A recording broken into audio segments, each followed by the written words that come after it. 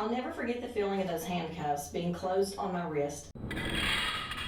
They were tighter than I imagined they needed to be. It's Tanya Craft's story as only she can tell it.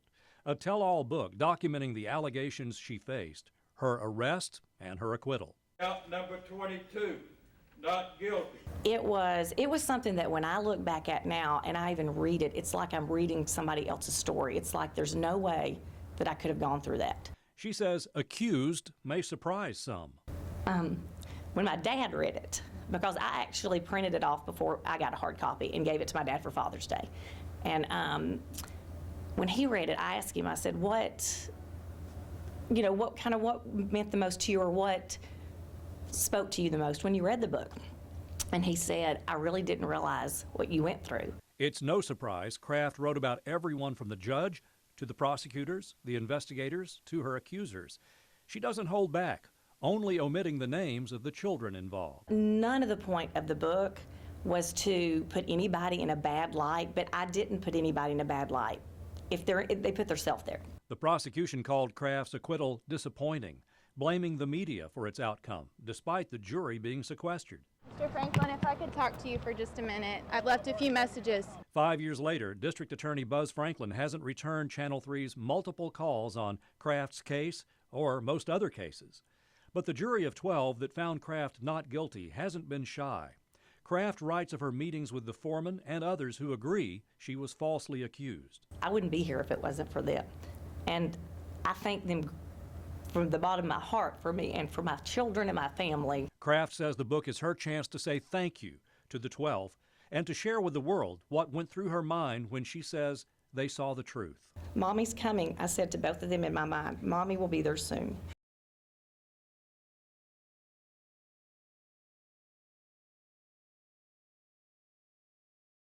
When you go in and you notice bruising, you're supposed to take pictures and go back and show your supervisor. It's a case of abuse that prompted statewide change. A call to this Lafayette home on Pledger Parkway led to the discovery of a special needs boy covered in bruises.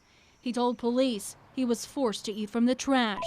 Channel 3 uncovered that DFACS ignored more than a dozen calls from that boy's school, and in many cases sent out caseworkers alone without any training. How many cases would you say are similar to this that have multiple calls?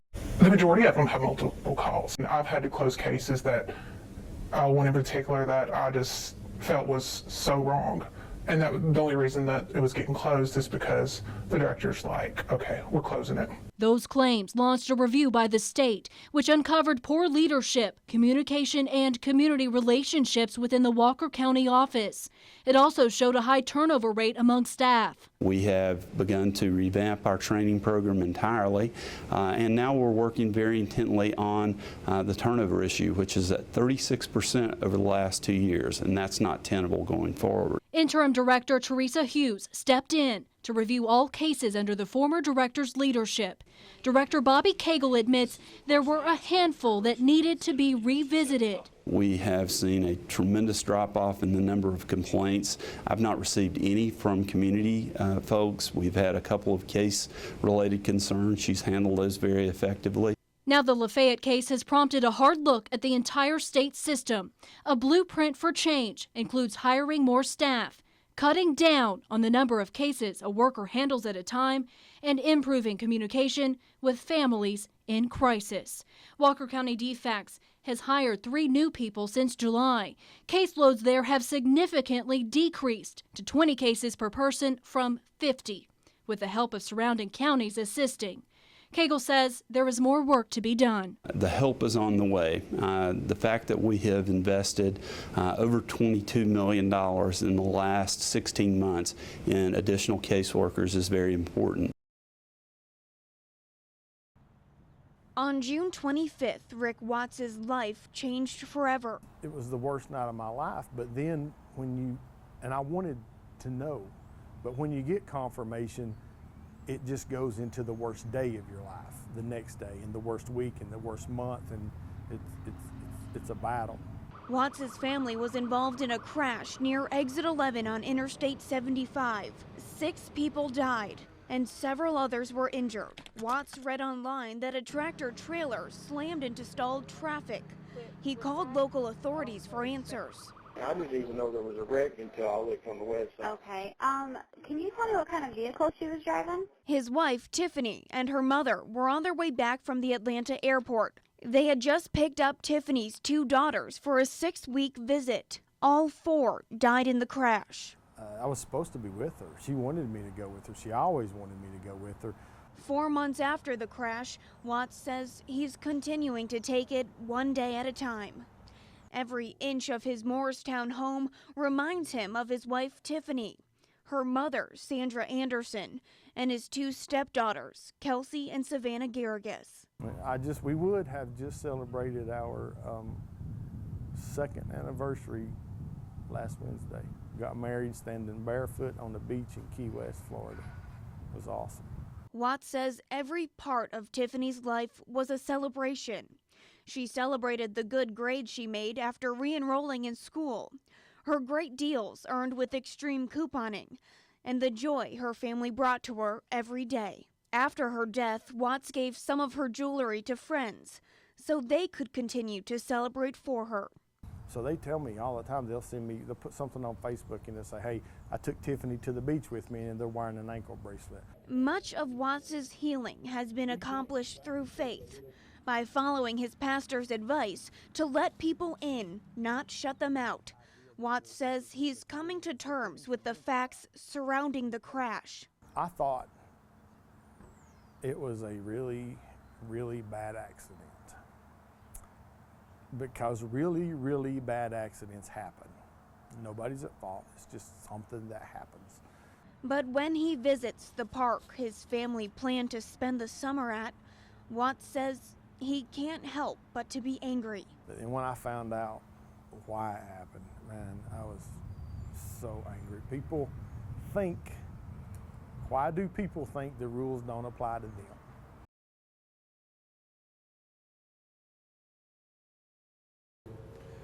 Area pools are inspected every month during the summer months. We looked through more than 300 local pool inspections and found most pools in our area pass with flying colors, but on any given day there's a chance your pool could have a violation serious enough to temporarily shut it down.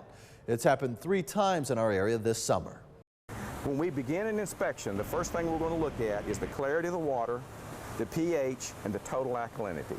Lo Wilkins with the Hamilton County Health Department takes Channel 3 along for an inspection of a hotel pool in downtown Chattanooga. During the summer months, he's doing this just about every day, making sure every public pool is clean and safe. Let's break it down by the numbers. At the Hamilton County Health Department, they have 380 pools they inspect, rotating between the 7 inspectors. A pool this size takes about 30 minutes to inspect, and they inspect it every month that it's open. Wilkins is on the lookout for what he calls critical violations. If the water wasn't clear, the clarity issue, at that point we may have to close the pool temporarily. If there was an absence of a chlorine residual, if there was a safety issue, if the ring buoy wasn't properly located, if the shepherd's hook wasn't properly located where it was accessible to a guest. If a pool is cited for having one of those critical violations, they have 10 days to correct the problem or face immediate temporary closure.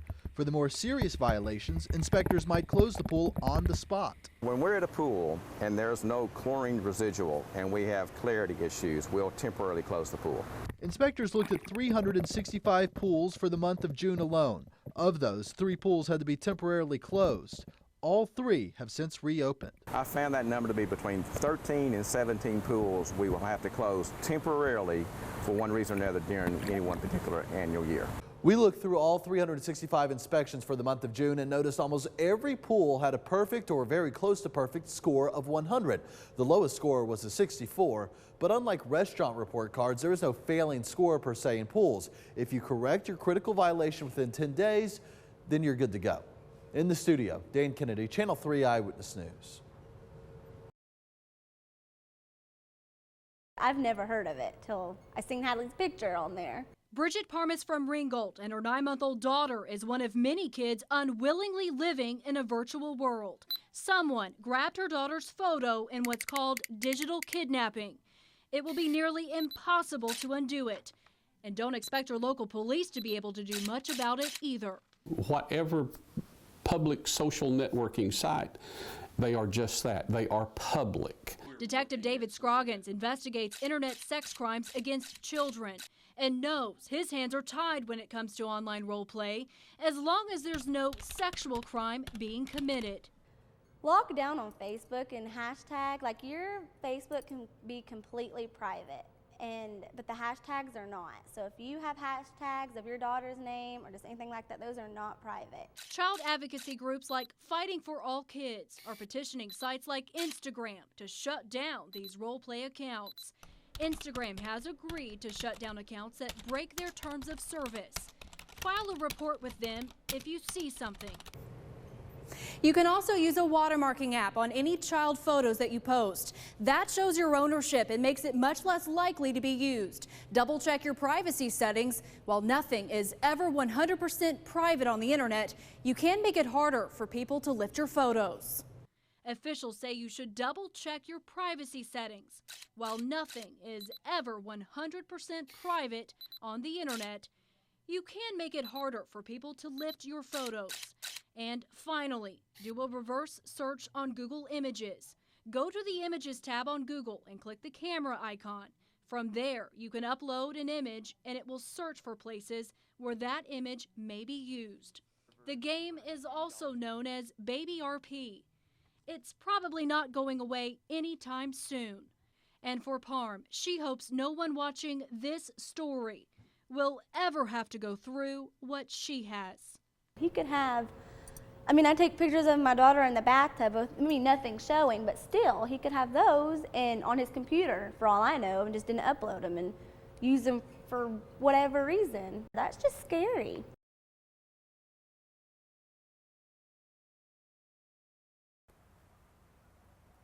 Terrell Reynolds has been a volunteer firefighter for 12 years.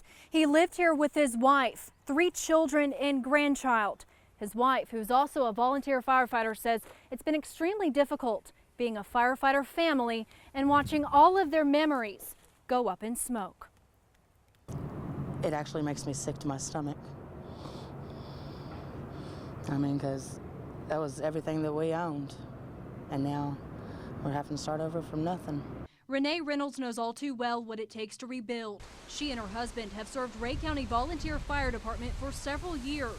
Her 16-year-old son also volunteers as a junior firefighter. Still, the family had no fire insurance. It's gone. There ain't nothing.